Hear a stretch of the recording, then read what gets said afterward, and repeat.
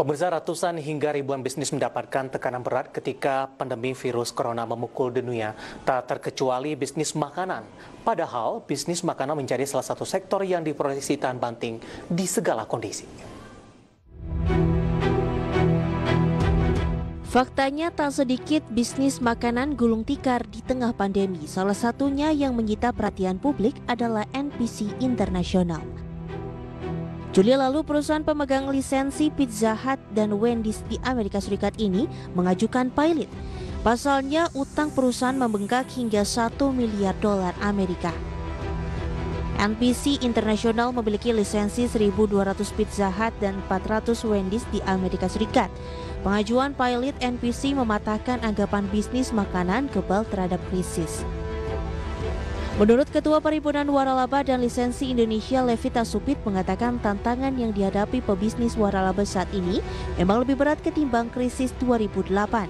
Kekhawatiran atas virus corona telah menahan orang berbelanja dan membuat industri makanan terpuruk. Kondisi terpuruk ini pun menghampiri perusahaan waralaba yang sebelumnya kuat dari segi penghasilan dan pertumbuhan di seluruh dunia. Dia memaparkan di Indonesia tutupnya ratusan gerai KFC yang berdampak pada hampir 10.000 pekerja adalah contoh paling nyata. Levita menilai pembatasan sosial berskala besar telah menggerus omset harian karena restoran hanya dapat melayani pesanan take away, layanan pengantaran online, home delivery, dan drive-thru. Tak hanya itu, tutupnya berbagai restoran waralaba juga dipengaruhi oleh larangan dan pembatasan operasional mal di Jakarta, serta berbagai daerah yang menerapkan PSBB. Apalagi saat tak beroperasi dan memiliki pemasukan, pengusaha waralaba harus terus membayar sewa hingga service charge. Berbagai sumber, IDX Channel.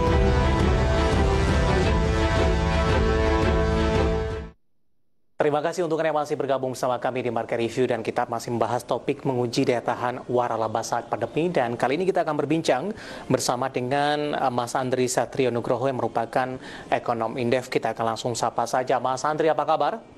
Baik, Mas. Terima kasih sudah meluangkan waktu di IDX Channel, Mas Andri.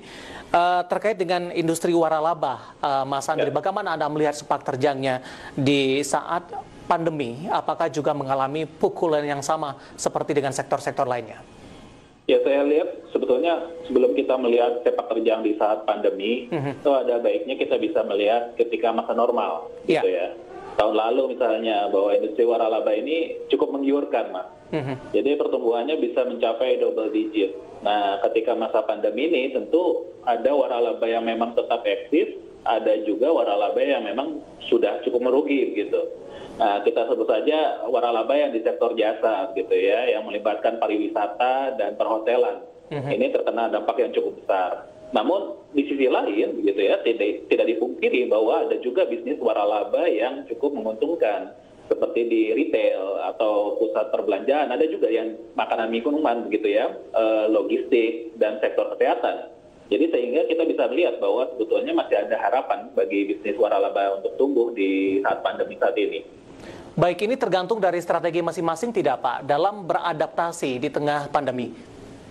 Ya, saya rasa sih sebetulnya strategi dari waralaba memang menjadi salah satu dominan faktor gitu ya dari tumbuhnya industri waralaba tersebut. Tetapi menurut saya kunci waralaba sendiri itu adalah daya beli masyarakat, Mas. Jadi ketika kita lihat Indonesia sebetulnya sendiri adalah salah satu market terbesar di Asia. 70 juta penduduknya adalah kelas menengah. Kalau kita bicara aspiring middle class, calon kelas menengah gitu ya, itu lebih besar lagi, 46% atau 125 juta penduduk. Artinya ini jadi peluang bagi industri waralaba. Bahkan kita bisa melihat adanya invasi dari waralaba asing gitu ya untuk melihat peluang ini.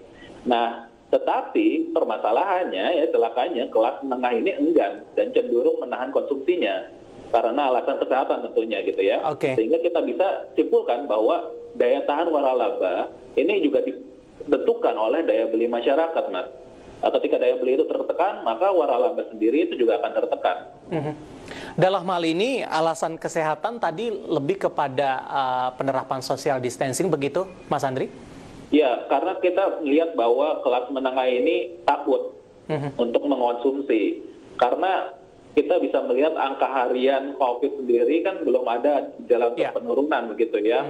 Kemarin ada rekor 3.000 per hari. Nah ini semakin membuat kelas menengah untuk takut untuk konsumsi waralaba, yang mana kebanyakan waralaba itu adalah offline store begitu ya. Jadi ini yang membuat salah satu kesulitan bagi waralaba untuk menjaring konsumennya, karena konsumennya sendiri itu ketakutan untuk mengkonsumsi, kemudian juga meskipun sudah diterapkan secara online, social distancing, tapi penekanannya tetap ke konsumsi begitu, bukan ke kontak fisik dalam hal ini, Mas Andri. Ya, saya rasa begini, kalau misalnya ada memang waralaba paling besar itu saya lihat masih di offline store-nya. Iya.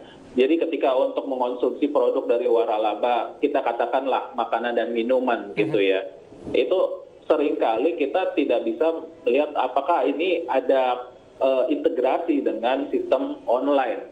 Kalau misalnya ada integrasi dengan sistem online, itu justru jadi menarik, karena kita waralaba sendiri harusnya memang menjaring konsumen yang ada di rumah-rumah begitu, yang memang mereka ketakutan untuk keluar. Nah, dengan cara ini sebetulnya waralaba bisa sebetulnya bertahan di masa pandemi ini.